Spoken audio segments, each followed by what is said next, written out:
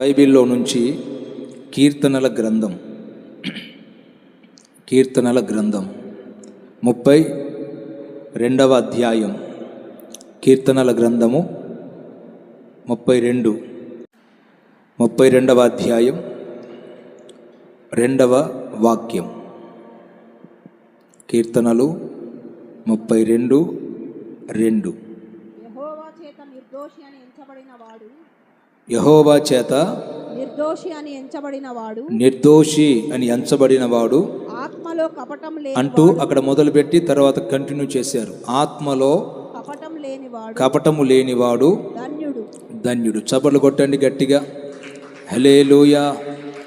చూడండి, ఈ చదువుకున్న ఈ వాక్య భాగాన్ని గమనిస్తూ వస్తే ఈ కీర్తనల గ్రంథంలో చక్కగా మనకు కనిపిస్తున్నది ఏంటి అంటే, యెహోవా చేత నిర్దోషి అని ఎంచబడినవాడు అంటూ దానికి లింక్ చేశారు మరొక అనుభవాన్ని. ఏంటా ఆ లింక్ పదం అంటే, ఆత్మలో కపటము లేనివాడు ధన్యుడు. చెప్పండి, ఆత్మలో కపటము లేనివాడు ధన్యుడు. ఈ మాట కపటము అనబడే మాట పలు సందర్భాలలో మన దైనందిన జీవితంలో మనం ఉపయోగిస్తుంటాం. ఎందుకురా అంత కపటంగా ఉన్నావు, అంత కపటముగా మాట్లాడుతావు, అంత కపటముగా ఎందుకు అలా జీవిస్తావు అని కొన్ని సందర్భాలలో ఆధ్యాత్మికంగా ఈ పదం తెలిసిన వాళ్ళు ఉపయోగిస్తారు. కపటము అనబడే పదాన్ని ఉపయోగిస్తారు. అయితే ఇందులో రాయబడింది ఏంటంటే, ఆత్మలో కపటము లేనివాడు ధన్యుడు, లేదా కపటము అనబడే గుణం స్వభావం లేనివాడు ధన్యుడు, లేదా ఆ వ్యక్తి నిశ్చయముగా దీవించబడతారు. దేవుని చేత ఆ వ్యక్తి ఆశీర్వదించబడతారు. ఎవరు ఆశీర్వదించబడేది అంటే,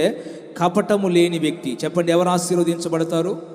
ధన్యుడు అంటే దాని యొక్క అర్థం ఏంటి అంటే, ఆశీర్వదించబడే వ్యక్తి లేదా దీవెన పొందే వ్యక్తి అని అర్థం. అయితే మనం ఇక్కడ గమనిస్తే ఆశీర్వాదం అనబడేది లేదా దీవెన అనబడేది మన జీవితాలలో మనం పొందుకోవాలి అంటే ఏది ఉండకూడదు అన్నాడు?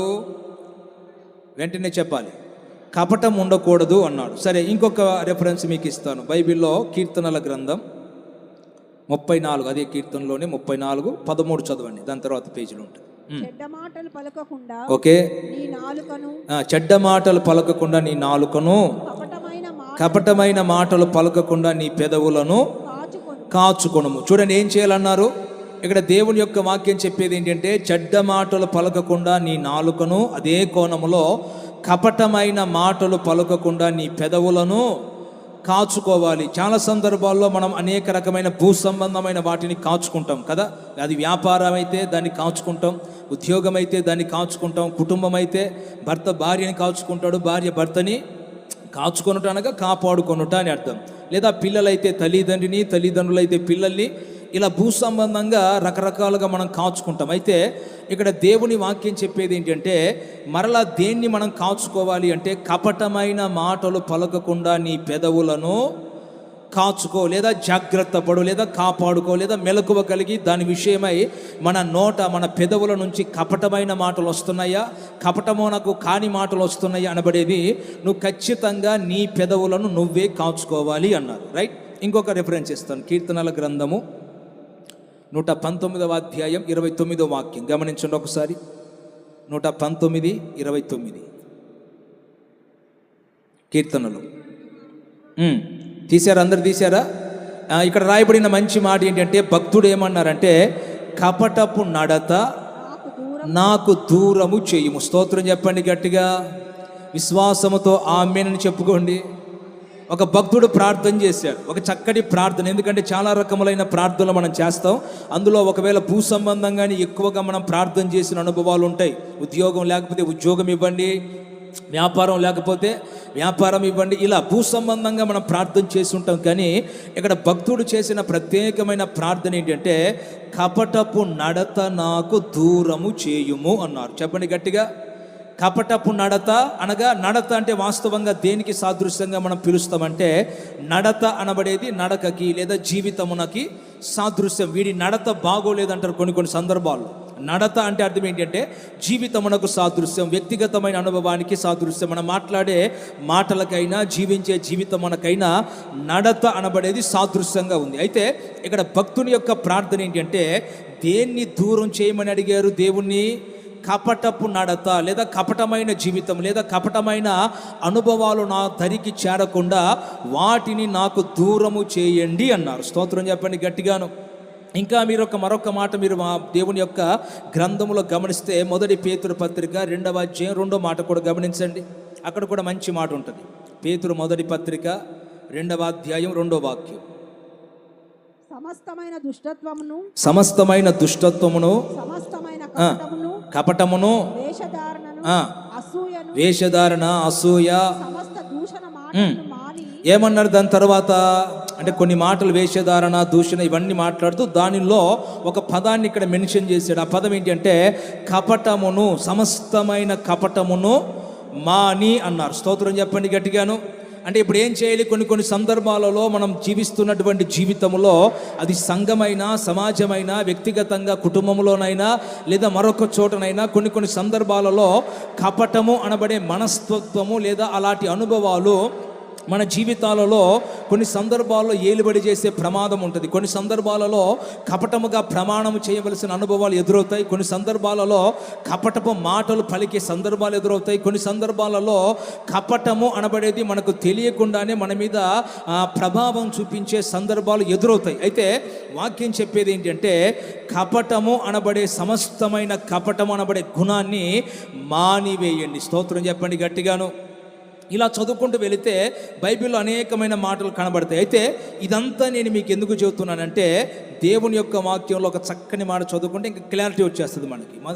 అదే పేతురు పత్రికలోనే మొదటి పేతురు 2వ అధ్యాయం 22వ వాక్యం గమనించండి. అదే అధ్యాయంలో 22వ వాక్యం. ఇక్కడ దేవుడి గురించి మాట్లాడింది. మనం ఎవరినైతే ఆరాధిస్తున్నామో, ఎవరినైతే ఘనపరుస్తున్నామో, ఎవరినైతే పరిశుద్ధుడని దేవుని నామ స్మరణ చేస్తున్నామో ఆయన యొక్క గుణం స్వభావాన్ని గురించి ఏమని రాయబడిందంటే ఆయన పాపం చేయలేదు, ఆయన నోట ఏ కపటము కనబడదు. చప్పట్లు కొట్టండి గట్టిగా కొట్టాలి. అంటే చూడండి, మనం ఆరాధిస్తున్నాం గొప్ప దేవుడని, పరిశుద్ధుడని, మహనీయుడని, సర్వోన్నతుడని, సర్వాధికారి అని మనము దేవుణ్ణి ఆరాధిస్తున్నప్పుడు ఆయనలో ఉన్న మంచి గుణం ఏంటి అంటే ఆయన ఏ కపటము ఆయన నోట కనబడలేదు అన్నాడు. అది ఏదైనా కానీ, కపటమైన మాటలు కానీ, కపటమైన ఆలోచనలు కానీ, కపటమైన స్వభావము కానీ, ఆయన నోట కానీ, నడకలో కానీ, ఆయన జీవితంలో ఎక్కడ కూడా యేసయ్యలో కపటము లేదు. స్తోత్రం చెప్పండి గట్టిగా, చెప్పండి మనసారా. మరి ఇప్పుడు ఆలోచించండి, యేసయ్యలో కపటము లేనప్పుడు మరి యేసయ్యని ఘనపరిచే సంఘం, యేసయ్యని ఘనపరిచే విశ్వాసులు, యేసయ్య అడుగు జాడల్లో నడిచే ఎవరైనా సేవకులు, విశ్వాసులు ఎవరైనా మరి కపటము అనబడేది క్రైస్తవుల్లో ఉండాలా వద్దా? గట్టిగా చెప్పండి. సౌండ్ రావట్లేదు మీలో నుంచి. ఉండకూడదు. అందుకే కదా మీకు రెఫరెన్స్ నేను ఇచ్చాను. కపటమును మానండి, కపటాన్ని తొలగించుకోండి. భక్తుడైన దావీదు అంటాడు, కపటపు నడత నాకు దూరం చేయి అన్నారు. కపటపు మాటలు పెదవుల ద్వారా రాకుండా కాచుకోమన్నారు కదా. అంటే ఇక్కడ దేవుని యొక్క వాక్యాన్ని మనం గమనిస్తూ వస్తే కపటము అనబడేది మనిషికి చాలా ప్రమాదకరమైన స్వభావం. అర్థమైందా? ఇంకా మీకు ఒక డౌట్ రావాలి, పాస్టర్ గారు అసలు కపటం అంటున్నారు కదా, అసలు కపటం అంటే ఒక నిర్వచనం చెప్పండి అనొచ్చు మీరు. దాని దగ్గర కూడా వస్తాను. ఎందుకంటే ఈ రోజున మనం నేర్చుకుంటున్న మంచి దేవుని వాక్య సందేశం ఏంటంటే కపటము లేనివాడు ధన్యుడు. స్తోత్రం చెప్పండి గట్టిగా, ఆమేన్. రైట్. వాటిని గురించిన కొన్ని వాక్యాలు నేను మీకు సమాధానంగా ఇచ్చాను. అయితే ఈ పూట మనం నేర్చుకునే వాక్య సారాంశాన్ని ఒక 4 కోణాల్లో నేర్చుకుందాం, 4 రూట్లలో నేర్చుకుందాం. అర్థమైందా? ఒకే రూట్లో కాకుండా 4 కోణాలలో, 4 మార్గాల్లో వాక్యాన్ని ఇక్కడ పరిశీలన చేస్తే ఇక్కడ మీరు మొట్టమొదట మీకు జ్ఞాపకం రావాల్సిన క్వశ్చన్ లేదా పాయింట్ ఏంటంటే అసలు కపటము అంటే ఏంటి? చెప్పండి. మొదటి కోణం ఏంటి? అది తెలుసుకోవాలి. కపటము లేనివాడు ధన్యుడు అన్నప్పుడు అసలు కపటం అంటే ఏంటో తెలుసుకుంటేనే మన అడుగులు ముందుకెళ్తాయి. అవునా కాదా? ఇప్పుడు మీకు ఒక ఉదాహరణ చెప్పాలంటే ఎల్కేజీలో స్టార్టింగ్లో కొన్ని నేర్పిస్తారు కదా పిల్లలకి, అవునా? అవి నేర్చుకుంటేనే వాడు 10వ తరగతి అయినా, ఇంటర్మీడియట్ అయినా, టైటెక్ బీటెక్ ఆ టెక్కుల్లోకి వెళ్తారు కదా. మొదట ప్రారంభంలో పునాది లేకుండా నువ్వు ఆ స్థాయిలోకి వెళ్ళాలంటే అది సాధ్యం కాదు. కాబట్టి మొదట కపటము అనబడేది ఏంటో తెలుసుకోవాలి. అది మొదటి ప్రశ్న. రెండవ ప్రశ్న ఏంటంటే ఇక్కడ కపటము అనబడేది క్రైస్తవులలో లేదా మనుషుల్లో లేదా ప్రజలలో ఈ కపటమైన స్వభావం ప్రవేశించటానికి అసలు కారణం ఏంటి? దేన్ని బట్టి ప్రవేశిస్తుంది? ఏ కారణమును బట్టి ఈ కపటమైన స్వభావం మనుషుల్లో కనబడుతుంది అనేది రెండవ ప్రశ్న. మూడవ ప్రశ్న ఏంటంటే కపటము అనబడేది కలిగి ఉంటే కలిగే నష్టం ఏంటి? మూడవ ప్రశ్న ఇది. నాలుగో ప్రశ్న ఏంటంటే కపటము లేనప్పుడు కలిగే ఆశీర్వాదం ఏంటి? 4 అనుభవాలు చెప్పాను. చెప్పండి, కపటం అంటే ఏంటి? ఈ కపటం అనబడేది మనిషిలో ఎలా ప్రవేశిస్తుంది? దానికి సమాధానం చూద్దాం. మూడవదిగా ఈ కపటము కలిగి ఉన్నప్పుడు కలిగే నష్టములు ఏంటి? 4వదిగా కపటము మనలో లేనప్పుడు కలిగే ఆశీర్వాదాలు ఏంటి? ఈ 4 కోణాలలో ఒక్కొక్క మాటలో ఒక్కొక్క మాట చెప్పి ముగించేస్తాను. రాబోయే దినాల్లో మరలా చూద్దాం. మొదటి మాటకి మనం బైబిల్లో కొన్ని సమాధానాలు చూద్దాం. అసలు కపటము అంటే ఏంటి అనేది బైబిల్లో గమనించండి ఒక్కసారి. ఆదికాండం ఎఫెక్ట్స్ కొంచెం దగ్గర, కొంచెమే. ఆదికాండము 27వ అధ్యాయం. ఆదికాండం 27వ అధ్యాయం మనకు తెలిసిన మాటలే. 35వ వాక్యాన్ని గమనించండి. ఆదికాండము 27:35. సింపుల్గా ఒక 2-3 రెఫరెన్స్లు ఇస్తాను. రాబోయే దినాల్లో ఇంకా మరలా కపటం గురించి చెప్పను. మిగిలిన 3 సందర్భాల్లోనే నేర్చుకుందాం. కొంచెం గట్టిగా. ఆ మైక్ ఎందుకు రావట్లేదు? చదమ్మా.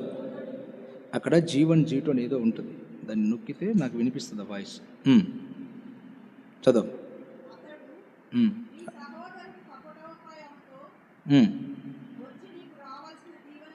ఒక్క నిమిషం ఆగండి. అమ్మాయికి అనేది అందులో ఏమున్నాయి? పైన బటన్స్ ఉన్నాయి కదా, కింద నీ చేయి దగ్గర బటన్స్, అక్కడ ఏమున్నాయి? జీవన్ జీటు ఆ బటన్ ప్రెస్ చేయండి ఒకసారి. ఆఫ్లో ఉన్నట్టుంది. చదవండి.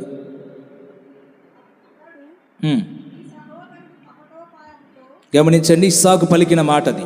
నీ సహోదరుడు కపటోపాయముతో, ఉందా పదం ఉంది అక్కడ?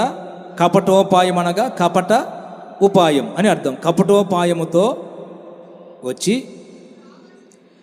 నీకు రావలసినటువంటి దీవెన తీసుకొని వెళ్ళారు. చూడండి, ఇక్కడ కపటం అంటే ఏంటి అనబడే అనుభవాన్ని నేర్చుకుంటున్నాం మొదట. ఎందుకంటే ఇక్కడ దేవుని వాక్యం మనకు సెలవిచ్చేది ఏంటి అంటే కపటము లేనివాడు ధన్యుడు, వాడు ఏ రోజుకైనా దీవెన పొందుతారు ఖచ్చితంగా. కపటం అనబడేది ఉంటే చెప్పలేము కానీ, ఎందుకంటే కపటము లేకపోతే ఈ రోజున నీ స్థితి బాగోలేకపోయినప్పటికీ నువ్వు గుర్తుంచుకోవలసింది ఏంటంటే దేవుడు నిశ్చయముగా భవిష్యత్తులో నిన్ను ధన్యునిగా, ఆశీర్వదించబడిన వ్యక్తిగా, దీవించబడిన వ్యక్తిగా దేవుడు నిశ్చయముగా నీ జీవితమును దీవెనలోనికి నడిపిస్తాడు.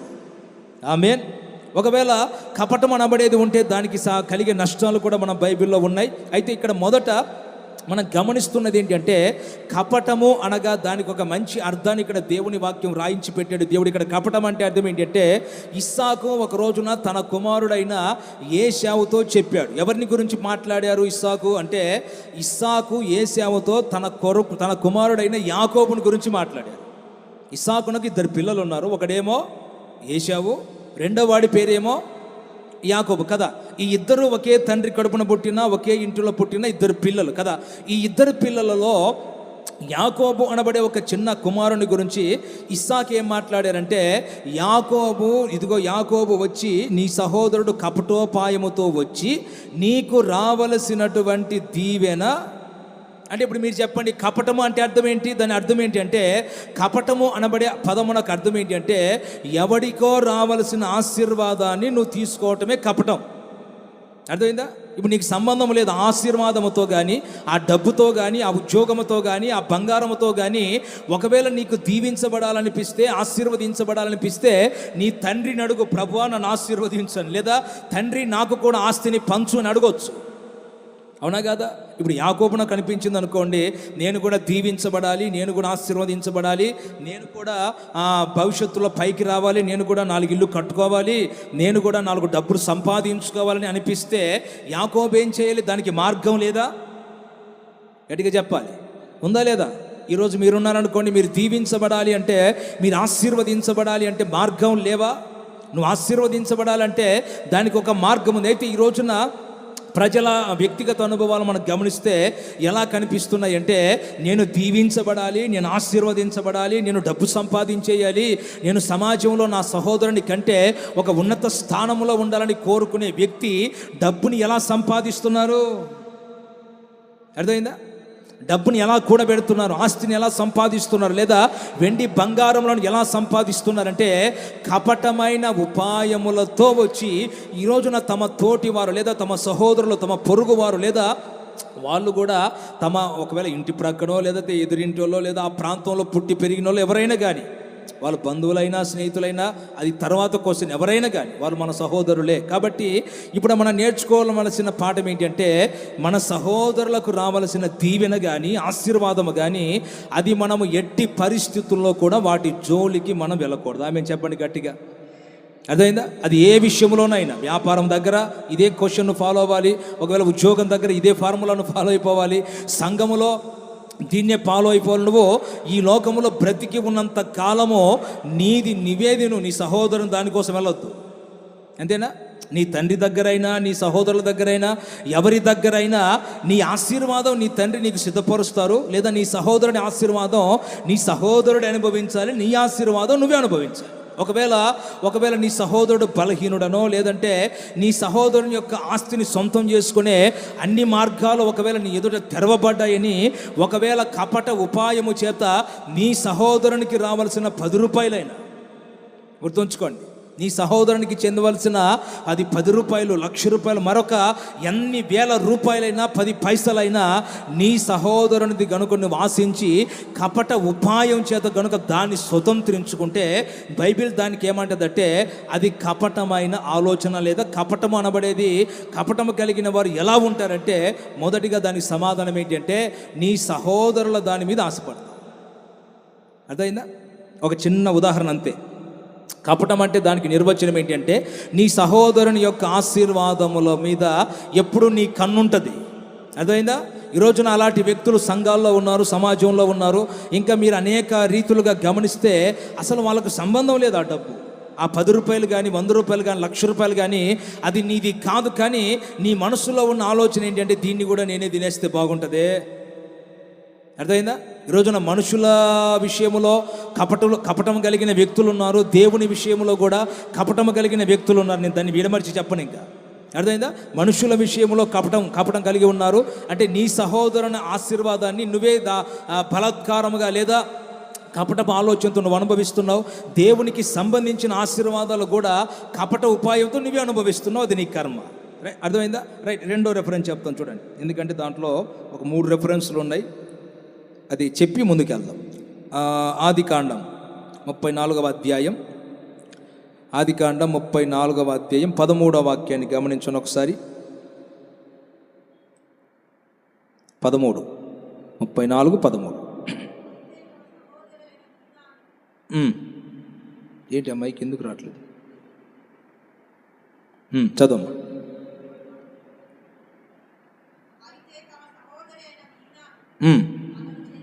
ఓకే.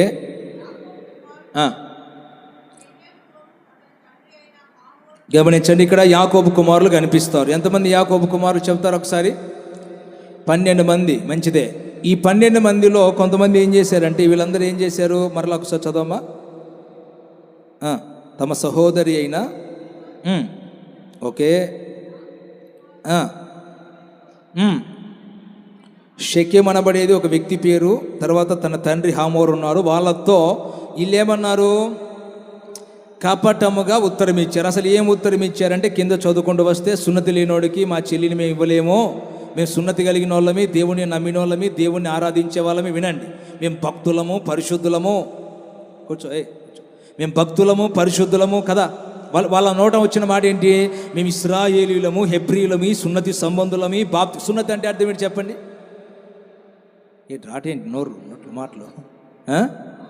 అంతే కదా. దానికి ఏమైనా మర్మం ఏమైనా ఉందా? సున్నతి అనగా అర్థం ఏంటంటే బాప్తిస్మం, ఆత్మ సంబంధంగా చెబితే బాప్తిస్మపు అనుభవానికి సాదృశ్యం. ఇప్పుడు వీళ్ళందరూ ఏమని మాట్లాడారు? షెకెము కానీ హామోరు కానీ. ఒకవేళ షెకెము అనబడే వాడి తరపున ఒక తప్పు ఉందనుకోండి, తర్వాత సంగతి పక్కన పెడదాం. అయితే ఇక్కడ ఈ యాకోబు సహోదరులు అందరూ కూడా వాళ్ళు వచ్చారు. ఒక రోజున వాళ్ళు వచ్చి వాళ్ళ తప్పును వాళ్ళు ఒప్పేసుకున్నారు. అయ్యా మా తప్పు ఇది, మేము చేసిన పొరపాటు ఇది, ఒకవేళ మా అబ్బాయి తొందరపడ్డాడు క్షమించండి అని అడిగారు. అర్థమైందా?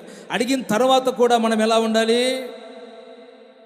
అర్థమైందా? ఇప్పుడు వాళ్ళు వచ్చి క్షమాపణ అడిగి చెప్పేశారు, మా తప్పు ఇదేనైనా, మేము చేసిన పొరపాటు ఇది. ఏదో అంటారు కదా, బుద్ధి గడ్డి తిని. ఇక్కడే ఉన్నారు భక్తులందరూ సీరియస్గా చూస్తున్నారు ఏంటి నా వైపు. బుద్ధి గడ్డి తిని మేము తప్పు చేసామయ్యా, మా అబ్బాయిని క్షమించండి, మా అమ్మాయిని క్షమించండి, లేదంటే మమ్మల్ని క్షమించండి అని మాట్లాడితే వాస్తవంగా వాళ్ళు క్షమాపణ కోరుకున్నప్పుడు మరలా మనం పగ సాధించకూడదు. అవునా కదా? అంటే క్షమాపణ లేకపోతే సాధించమని కాదు, కానీ అసలు పగ సాధించనే తప్పు. కానీ ఇక్కడ క్షమాపణ అడిగిన తర్వాత వీళ్ళు ఏమన్నారంటే, అవునా అయితే మేమంతా బాప్తిసం పొందాం, మేమంతా ఇదిగో ఫలానా ప్రార్థన మందిరానికి వెళ్తాం, ఫలానా దేవుని ఆరాధిస్తాం, ఫలానా సంఘంలో నాటబడ్డాం, మా ఆత్మ సంబంధమైన స్థితి ఇది, మేము చాలా పరిశుద్ధులము, భక్తులము, ఒకవేళ మేము మీలో కలవాలి అంటే మీరు కూడా బాప్తిసం పొందితే మేము ఆలోచిస్తాం అన్నట్లుగా చాలా నమ్మబలికేశారు. అర్థమైందా? ఈ హామోరు కానీ అతని కుమారుడైన షెకెము కానీ ఇదిగో యాకోబు కుమారుల నోట వచ్చే మాటలన్నీ కూడా 100% నిజమే అన్నట్లుగా నమ్మేసి వాళ్ళు పూర్తిగా ఆ ధ్యాసలోకి వెళ్ళిపోయారు. ఇక్కడ జరిగిన చరిత్ర ఏంటంటే, వీళ్ళందరూ కూడా సున్నతి పొందిన తర్వాత ఒక రోజున అజాగ్రత్తగా ఉన్నప్పుడు ఈ యొక్క యాకోబు యొక్క కుమారులందరూ కూడా అదిగో ఆ దేశముల మీద పడి, షెకెము కుటుంబం మీద పడి వాళ్ళు చాలామందికి కీడు చేశారట. అంటే కపటం అంటే అర్థం ఏంటంటే, బైబిల్ సెలవిచ్చేది ఏంటంటే బాగా నమ్మించేసి గొంతుకోయటం. వాళ్ళు చేసింది అదే. అక్కడ మీకు అధ్యాయం చదువుకోండి, తర్వాత మీకు ఆ భావం అర్థమవుతుంది. ఆ దేశం, ఆ షెకెము అనబడే ప్రాంత పట్టణ ప్రజల్ని బాగా నమ్మించేశారు. ఎందుకంటే ఏదో చెబుతారు కదా, మాయ మాటలు చెప్పేవాడు అంతా కూడా ఎట్లా చెబుతాడంటే కత్తి మీద తేనె పూసినట్టుగానే ఉంటుంది. అర్థమైందా? నీకు పైకి తేనె కనిపిస్తుంది కానీ చెప్పండి భక్తులు, లోపల ఉన్న కత్తి కనపడదు, ఇలాగే ఉంటుంది. మరి ఎప్పుడు తెలుస్తుంది అంటే ఆ కత్తి తెగినప్పుడే కనిపిస్తుంది. అయ్యో నేను తేనె అనుకున్నానే, తీయగా ఉందనుకున్నానే, మరి ఇంత అమాయకంగా ఉన్నానని ఎప్పుడు తెలిసిందంటే పూర్తిగా నష్టపోయిన తర్వాత, ప్రాణ నష్టం, ఆస్తి నష్టం, ఇలా అన్ని జరిగిన తర్వాత తెలిసింది. అయితే ఇక్కడ కపటము అనబడే పదమునకు మరొక నిర్వచనం ఏంటి అంటే బాగా నమ్మించేసి నట్టేట్లో. ఈ రోజున ఇలాంటి వాళ్ళు ఉన్నారు లేదా లోకంలో? చెప్పండి అమ్మా, ఏంటి అడ చూస్తారండి నా వైపు? ఉన్నారు. మరి సంఘాల్లో ఉన్నారా లేదా అంటే అది మీకే తెలియాలి.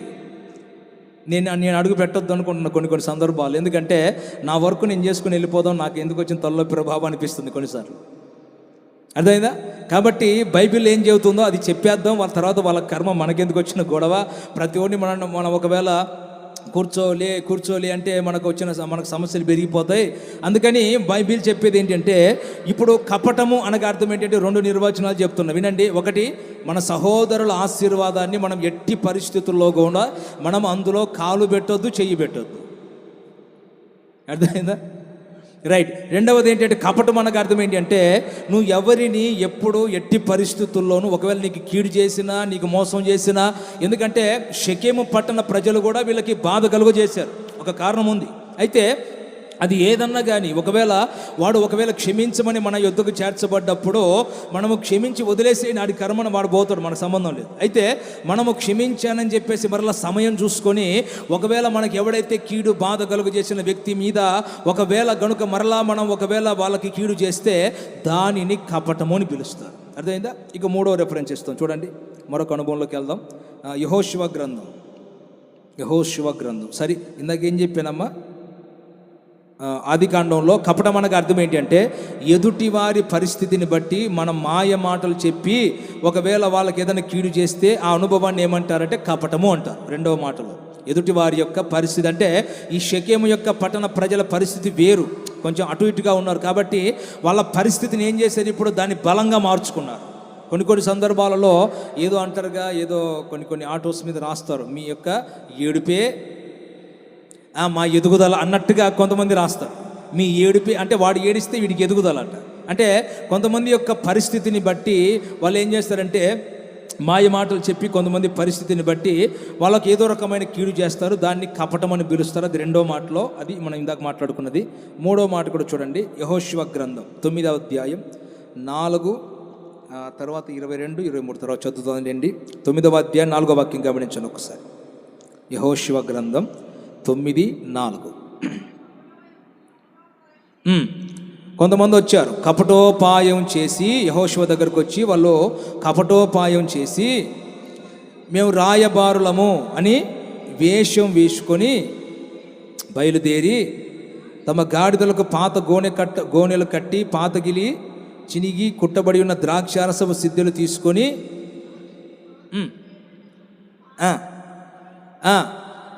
సరే ఇక్కడ ఉన్నది నేను చెప్తా వినండి. ఒక రోజున ఒక పట్టణానికి గిబియోన్ అనబడే పట్టణమునకు సంబంధించిన కొంతమంది ప్రజలు యెహోషువ అలాగే ఇశ్రాయేలు ప్రజల దగ్గరకు వచ్చారు. అయితే ఇటు చూసి వినండి, వీళ్ళు ఎలా వచ్చారంటే వీళ్ళ హృదయంలో ఉన్న అంతరంగ ఆలోచన ఏంటంటే అక్కడ చాలా క్లియర్గా రాశారు, కపటోపాయము వారి హృదయాల్లో ఉంది. ఏ ఉపాయం ఉంది చెప్పండి, గట్టిగా చెప్పండి. కపటోపాయం అంటే బయట ఉన్నది వేరు, లోపల ఉన్నది వేరు.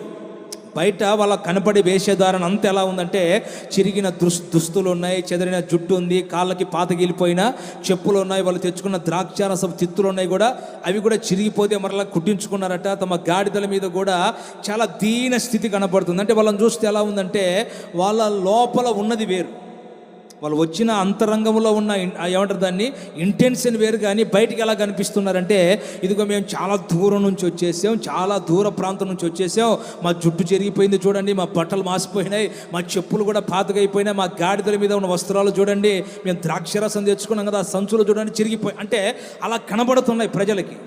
అంటే వాళ్ళని చూస్తే బాహ్య రూపానికి ఎలా కనిపిస్తుందంటే ఓహో వీళ్ళ జీవితంలో జరిగేదంతా నిజమేమో, వీళ్ళ బ్రతుకుల్లో సరైన వస్త్రాలు కూడా లేవు, పాపం చాలా దయనీయమైన స్థితిలో ఉన్నారని యెహోషువ జాలి పడిపోయాడు. అలాగే ఇశ్రాయేలు ప్రజలు కానీ ఇశ్రాయేలు ప్రజల్లో పెద్దల్లో ఉన్న వాళ్ళందరూ కానీ ఆ వచ్చినటువంటి ప్రజలు ఎవరైతే ఉన్నారో వాళ్ళని చూసేసరికి, వాళ్ళ మొహం చూసేసరికి, వాళ్ళ చెప్పులు చూశారు, వాళ్ళ బట్టలు చూశారు, వాళ్ళ గాడిదల్ని చూశారు కదా, ఇవన్నీ చూసేసరికి వాళ్ళు బయటికి కనిపించే జీవితం అంతా నిజం అనుకున్నారు. యెహోషువ కానీ ఇశ్రాయేలు ప్రజలు కానీ ఇశ్రాయేలు ప్రజల అధికారులు ఎవరైతే నాయకులు ఉన్నారో వాళ్ళందరూ కూడా ఇదంతా నిజమే అనుకొని వాళ్ళతో ఒక నిబంధన చేసేసారు, అయ్యా మేము మీకెప్పుడు కూడా మా ద్వారా మీకు కీడు రాదు, అపాయం రాదు, ఎట్టి పరిస్థితుల్లో కూడా మీ యుద్ధం చేయవలసి వస్తే మీ ప్రజలకు కానీ మీకు కానీ ఎట్టి విధమైన అపకారాలు మేము చేయము, ఇదిగో మేము నిబంధన చేస్తున్నాం, యెహోవా నామమున నిబంధన చేస్తున్నామని ఒక ప్రమాణం చేశారు. ఒక 3 దినాలు ఆ ప్రజలు వాళ్ళ మధ్యలో ఉన్నారట. ఆ 3 దినాలకే వాళ్ళ రంగు బయటపడింది. అర్థమైంది మీకు? అందులో ఇదే ఉంటుంది. ఒక 3 దినాలు అక్కడ ఇశ్రాయేలు ప్రజల దగ్గర ఈ వచ్చిన గిబియోనీయులు ఉన్నారు చూడండి, వాళ్ళు ఒక 3 దినాలు ఉంటే వాళ్ళ రంగు అంతా బయటపడింది. అంటే దీన్ని బట్టి మనం నేర్చుకోవలసింది ఏంటంటే మన రంగు బయటపడడానికి ఎక్కువ కాలం పట్టదు, అంతేనా? మన రంగు బయటపడడానికి ఒకవేళ మనం బాహ్య రూపంగా ఏదో చిరిగిన దుస్తుల్ని చూపించి, చెదరిన జుట్టును చూపించి, ఒకవేళ కాళ్ళకున్న చెప్పులు చూపించి, ద్రాక్షరసపు తిత్తులను చూపించి, నీ ఇంట్లో గాడిదల్ని వాళ్ళని వీళ్ళని చూపించినంత మాత్రాన నీ రంగు బయటపడదనుకోవద్దు. ఒకరోజు ఖచ్చితంగా సమయం వస్తుంది, నువ్వు ఏ వేషమైతే వేసుకున్నామో, ఏ విధంగానైతే యెహోషువని ఇశ్రాయేలు ప్రజల్ని లేదా నాయకుల్ని మోసం చేయటానికి ఒకవేళ ఆ సంఘములో చేర్చబడ్డావో లేదా ఇశ్రాయేలు ప్రజల మధ్యలోకి వచ్చావో, నువ్వు ఎన్ని కథలు చెప్పినా సరే నీ రంగు ఖచ్చితంగా బయటపడదు. చెప్పనా? ఒక చిన్న ఉదాహరణ చెప్పనా?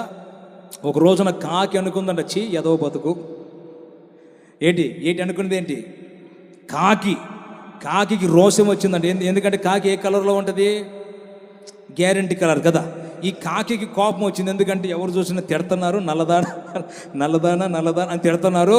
నాకు కొంచెం వేసుకుందామని చెప్పేసి పావురంలాగా కనపడాలని చెప్పేసి ఆడెవడో సున్నం వేస్తా ఉంటే దాంట్లో వెళ్ళి బాప్తిసం పొందిందాడు కాకి. అర్థమైందా? ఇక్కడ బయటికి మాత్రం ఎలా కనిపిస్తుంది? చాలా తెల్లగా, చాలా పవిత్రంగా, చాలా దీన్ని చూస్తే అసలు కాకి లేదా పావురం అన్నట్టుగా కనిపిస్తే ప్రజలందరూ మోసపోయారు. దాని కర్మగాలు ఒక రోజున తొలకరవలసి పడింది. అర్థమైందా? ఇప్పుడు చెప్పండి, కాకి ఎలా ఉంటుంది? దాని స్వభావం, దాని రంగు, దాని రూపురేఖలు, దాని నడక అంత బయటపడుతుంది లేదా? అంటే ఇక్కడ యెహోషువ యొక్క సమాజంలో వాస్తవంగా వాళ్ళు రావడానికి ఒక రీజన్ ఉందనుకోండి, తర్వాత అది మన సబ్జెక్ట్ కాదు. అయితే ఇక్కడ పాఠం ఏంటంటే వాళ్ళు యెహోషువ దగ్గరకు వచ్చి యథార్థంగా చెప్పుంటే అది వేరు, అయ్యా మా పరిస్థితి ఇది నాయన, మేము ఇలా ఇలా ఇలా ఇలా అని చెప్పుంటే దానికి ఒక రూట్ ఉండేదేమో, అవునా? కానీ కపటోపాయంతో వచ్చేసి ప్రజల్ని నమ్మించేశారు, యెహోషువని నమ్మించేశారు, ఇశ్రాయేలు ప్రజల నాయకుల్ని నమ్మించేశారు. అందరూ నమ్మి మోసపోతే ఒక 3 దినాలు గడిచిన తర్వాత వాళ్ళ జీవితం అంతా మొత్తం బయటపడింది. అయితే శిక్ష మాత్రం తప్పలా. తర్వాత మీరు చదువుకుంటే నేను చెప్పాను కదా 22-23 వాక్యాల్లో వాళ్ళకు కలిగిన ప్రతిఫలం ఉంటుంది. అక్కడ వారు ఏ విధము చేత కపటోపాయం చేత మోసం చేశారో దానికి పర్యవసానాన్ని అక్కడ యెహోషువ చెప్పాడు. అయితే ఇక్కడ వినండి, కపటము అంటే అర్థం ఏంటి అంటే మన వాళ్ళు నమ్ముతున్నారు కదని నమ్మించవద్దు. యెహోషువ నమ్ముతున్నాడు, ఇశ్రాయేలు ప్రజలు నమ్ముతున్నారు, నాయకులు నమ్ముతున్నారు, లేదంటే ఇంకొకరు నమ్ముతున్నారు అని చెప్పేసి ఏదో అంటారు కదా, మనం నమ్మించొద్దు. ఏదో అని ఇంకా ఎప్పుడు చెబుతాను, సాగుతుంది కదా అని లాగితే తర్వాత తెగుతుంది, తర్వాత నీ కర్మ. అందుకని ఇక్కడ పాఠం ఏంటి అంటే కపటం అనగా అర్థం ఏంటంటే నమ్మించి ఎవరిని మనం మోసం చేయొద్దు.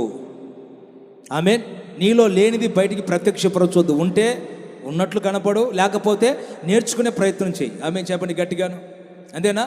మూడు అనుభవాలు చెప్పాను. కపటం అంటే ఏంటి చెప్పండి? మన సహోదరుల ఆశీర్వాదాన్ని మనం ఎట్టి పరిస్థితుల్లోనూ యాకోబు వలె ఆశించకూడదు. ఒకవేళ ఆశించి కనుక నువ్వు దాన్ని లాగేసుకుంటే దాన్ని కపటమని పిలుస్తారు. దాని యొక్క ప్రతిఫలము యాకోబు 21 సంవత్సరాలు అనుభవించాడు. అర్థమైందా? మోసం అయితే చేశాడు కానీ ఆశీర్వాదం అయితే లాక్కున్నాడు కానీ 21 సంవత్సరాలు తల్లి లేదు, తండ్రి లేదు, అన్నం లేదు, నీళ్లు లేదు, ఎక్కడో 21 సంవత్సరాలు కుటుంబానికి దూరంగా బ్రతికే అంత దయనీయత ఎందుకు వచ్చింది యాకోబుకి? అర్థమైందా లేదా? ఇక్కడ మన కపటం అనగా అర్థం ఏంటంటే మన సహోదరుల ఆశీర్వాదాలు ఎప్పటికి కూడా మనం ఆశించకూడదు. ఆశిస్తే దాన్ని కపటోపాయం చేత ఆశిస్తే దాని నష్టాలు కూడా మనం భవించాలి. రెండవదిగా ఎదుటి వారి పరిస్థితిని బట్టి లేదా షెకెము వాళ్ళ పరిస్థితిని బట్టి మాయ మాటలు చెప్పి తగిన సమయంలో కీడు చేయవద్దు. దాన్ని కపటమని పిలుస్తారు. ఎందుకంటే కొంతమంది అవకాశాల కోసం ఎదురు చూస్తారు. యాకోబు కుమారులు అదే చేశారు. అవకాశం కోసం ఏం చేశారు? భక్తులారు చెప్పండి, అవకాశం కోసం ఎదురు చూశారు లేదా? అవకాశం కోసం ఎదురు చూసి వాళ్ళంతా సున్నతి పొంది 3వ దినమున కొంచెం బలహీనంగా ఉన్నప్పుడు ఆ దేశం మీద దాడి చేసి చాలామందిని కత్తితో చంపారట. అంటే దాన్ని కపటం అని పిలుస్తారు. నమ్మించేశారు. వాళ్ళ అవసరత వాళ్ళకి ఏంటి? ఈ దీనా కావాలి, షెకెము గాడికి దీనా కావాలి కదా, వాళ్ళ అవసరత అది. కాబట్టి వాళ్ళ అవసరతను బట్టి ఏం చేశారంటే బాగా నమ్మించేసి ఒక సమయం చూసుకొని హఠాత్తుగా కీడు కల్పించేశారు. చూడండి, కపటం అనబడేది కలిగిన వారు అలా ఉంటారు అని అర్థం. అర్థమైందా? అవకాశం కోసం చూసి చూసి చూసి చూసి అవకాశం దొరకంగానే ఏం చేస్తారు? ఇక ఏదో వాళ్ళ చేతనైన కీడు చేసేస్తారు. అలాగున కపటదారులు ఉంటారు. కొంచెం జాగ్రత్త. మూడవది ఏంటంటే కపటం కలిగిన వారు ఎలా ఉంటారంటే బయటికి ఒకటి చూపించి లోపల, అంటే దాని అర్థం ఏంటంటే నమ్మించి సరదాగా మోసం చేసేస్తారు. అర్థమైందా? ఆ మధ్య నా దగ్గరకు ఒకడు వచ్చాడు, పాస్టర్ గారు మీకు ఒక 5 లక్షలు కానుకిద్దాం అనుకున్నా అన్నాడు. నేను నమ్మా. ఇక్కడ జరిగిన సంగతి చెబుతున్నా. మీకు ఒక 5 లక్షలు కానుకిస్తామా అనుకుంటున్నా అంటే నా ఆలోచన వెంటనే వెళ్ళిపోయింది. 5 లక్షలు వస్తాయి, 5 లక్షలు వస్తే 3 లక్షలు దీనికి ఖర్చు పెడదాం, 2 లక్షలు దీనికి, ఇట్లా వెళ్ళిపోయింది ఆలోచన. స్థలానికి ఒక 3 లక్షలు పెడదాం, ఇంకా కొంచెం వర్కులు ఉన్నాయి కదా సంఘంలో, ఇది చేద్దాం, ఇట్లా వెళ్ళిపోయాను నేను. వాడు బాగా నన్ను నమ్మించి నమ్మించి నమ్మించి చివరాఖరి నన్ను డబ్బులు అడిగాడు. రేపు వచ్చేస్తానండి మీ సంఘానికి, రేపు వచ్చేస్తాను నేను, మా ఆవిడ మ్యారేజ్ డే, రేపు పెళ్లి రోజు మాది, సంఘంలో ఎంతమంది ఉంటారో చెప్పండి, భోజనాలు పెట్టించేద్దాం, చికెన్ పెట్టమంటారా, దమ్ పెట్టమంటారా, అది అన్నాడు. పూర్తిగా నమ్మించేసి చివరాఖరికి ఏం చేశాడు? బయటపడ్డాడు. అర్థమైందా? అంటే ఇలాంటి వాళ్ళు మాకు ఒక అనుభవం అన్నమాట. ఇలాంటి వాళ్ళు ఉంటారు సంఘాల్లో. మనం ప్రతి వాళ్ళని నమ్మకూడదు అనేది మనకు ఒక ఎక్స్పీరియన్స్ అనమాట. అర్థమైందా? 3 అనుభవాలు చెప్పాను. కపటం అంటే ఏంటి అంటే ఒక 3 సమాధానాలు ఇచ్చాను. చూడండి, ఇక్కడ 2వ అనుభవంలోకి వెళ్దాం. కపటం అనబడేది మనిషిలో అసలు ఎందుకు ప్రవేశిస్తుంది? చెప్పండి, 2వ పాయింట్ ఏంటి? గట్టిగా చెప్పండి. ఒకవేళ మన సహోదరులని నమ్మించి మోసం చేయటమైనా, మన సహోదరుల ఆశీర్వాదాలు దొంగతనంగా మనం యాకోబు వలె ఆశించడమైనా, లేదా మన మధ్యలో ఉన్న నాయకుడైన యెహోషువని కానీ, ఇశ్రాయేలు ప్రజలు కానీ, సంఘస్థుల్ని కానీ, విశ్వాసుల్ని కానీ, పరిచారకుల్ని కానీ, ఇంకొకరిని కానీ మనం చాలా సరదాగా వేషం వేసుకొని నమ్మించేటువంటి ఈ అనుభవాలు కానీ, అసలు కపటం అనబడేది మనిషిలో వాళ్ళు ఎవరైనా కానీ, సంఘ విశ్వాసులైనా, బయట వాళ్ళైనా, ఇంకొకళ్ళైనా, అసలు కపటం అనబడేది మనిషిలో ఎందుకు ప్రవేశిస్తుంది? దానికి రీజన్ ఏంటి? దానికి కారణం ఏంటంటే బైబిల్లో దానికి ఒక మంచి సమాధానం రాయబడ్డది. 2వ మాటలో ఒక్క మాట చెప్పి మళ్ళీ కింద వాటిలోకి వెళ్దాం. చూడండి, రోమాపత్రిక. అందరికీ అర్థమవుతుంది నా పాయింట్? రోమాపత్రిక గమనించండి ఒకసారి. 1వ అధ్యాయం 28, 29 ఈ 2 మాటలు గమనించండి. రోమాపత్రిక 1వ అధ్యాయం 28, 29 చాలా క్లియర్గా ఉంటుంది. చూడండి, అందరు తీశారు ఆ మాటని. తీసి ఉంటే అందరు చూడండి, నాతో పాటు కలిసి గమనించండి. మరియు వారు తమ మనస్సులో దేవునికి చోటీయ నొల్లకపోయిరి గనుక చెయ్యరాని కార్యములను చేయుటకు దేవుడు భ్రష్ట మనస్సునకు వారిని అప్పగించేశారు. దాని రిజల్ట్ చూడండి. అట్టివారు ఎవరు? దేవునికి హృదయములో చోటు లేనివారు. అట్టివారు అనగా దేవునికి హృదయములో స్థానము లేనివారు, చోటు లేనివారు సమస్తమైన దుర్నీతి చేతను, దుష్టత్వము చేతను, లోభం అంటే పిసినారితనం, లోభము చేతను, ఈర్ష్య చేతను నిండుకొని, దాని తర్వాత అన్నాడు మత్సరము, నరహత్య, కలహము, కపటము, వైరము అను వాటితో నిండిన వారుగా ఉంటారు. వింటున్నారా? అక్కడ చాలా అనుభవాలు మాట్లాడుతూ వచ్చారు. అవన్నీ కొంచెం ప్రక్కన పెట్టేద్దాం.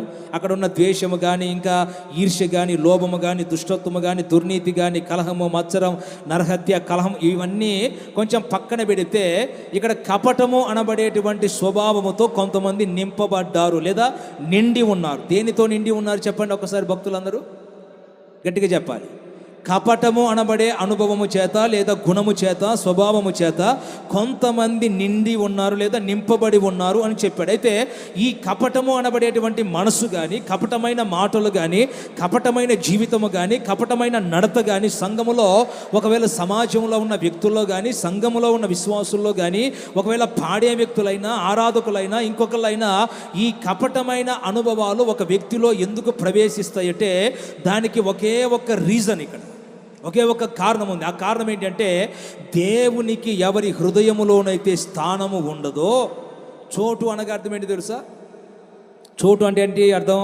అయ్యా అక్కడ చోటు కొన్నా, ఇక్కడ చోటు కొన్నా అంటారు కదా కొంతమంది. చోటు అంటే స్థలం లేదా స్థానం అనుకోండి. ఇక్కడ చోటు అంటే స్థలము అని అర్థం. అయితే ఎవరికి స్థలము కావాలి హృదయములో?